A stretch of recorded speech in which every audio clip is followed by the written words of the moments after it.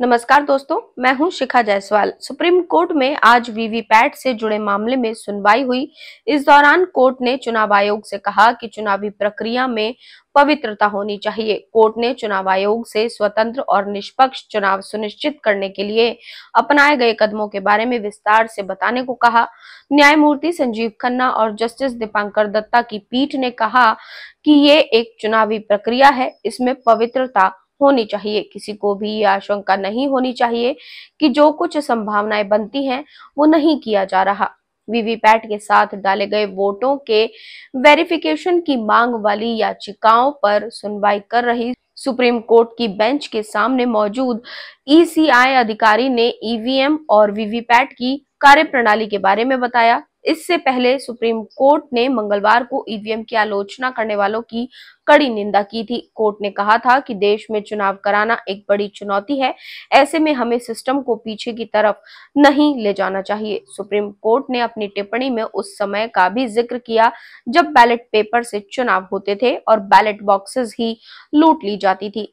Supreme court ने NGO ADR द्वारा दायर याचिका पर सुनवाई करते हुए ये सब टिप्पणी की। दरअसल याचिका में मांग की गई थी कि ईवीएम में डाले जाने वाले वोटों का 100% वीवीपैट मशीन के साथ क्रॉस वेरिफिकेशन कराया जाए ताकि वोटर को पता चल सके कि उसने सही वोट दिया है। याचिका में कहा गया था कि कई यूरोपीय देश भी ईवीएम का इस्तेमाल करने के बाद फिर से बैलेट पेपर से मतदान पर लौट चुके हैं। इस पर जस्टिस संजीव खन्ना और दीपांकर दत्ता की पीठ ने कहा कि देश में चुनाव कराना बड़ी चुनौती है, कोई भी यूरोपीय देश ऐसा नहीं कर सकता।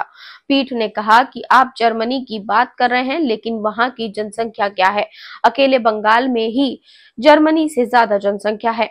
हमें चुनावी प्रक्रिया में विश्वास रखना चाहिए और इसे पीछे की तरफ नहीं धकेलना चाहिए। पीठ ने कहा कि भारत में करीब 98% रजिस्टर्ड वोटर्स हैं। वोटों की गिनती में कुछ गड़बड़ी हो सकती है जिसे दूर किया जा सकता है। संजीव खन्ना ने कहा कि हमने वो वक्त भी देखा है जब ईवीएम नहीं थी।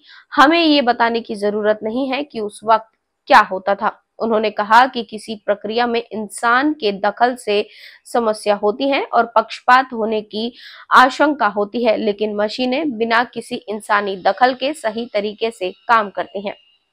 एक तरीके से सुप्रीम कोर्ट से विपक्ष को एक बार फिर बड़ा झटका लगा है। अभी तक विपक्ष लगातार ईवीएम से वोटिंग को रोकने की प्रयास में था, लेकिन जब ईवीएम से वोटिंग नहीं रुक पाई तो वो लोग वीवीपैट के नए मुद्दे को लेकर सुप्रीम कोर्ट पहुंचे। तो ऐसे में सुप्रीम कोर्ट में एक बार फिर से विपक्ष को झटका लगा है। इस पूरे मामले पर आपकी क्या राय है, कमेंट बॉक्स में जरूर बताएं। साथ ही चैनल को सब्सक्राइब करना बिल्कुल न भूलें।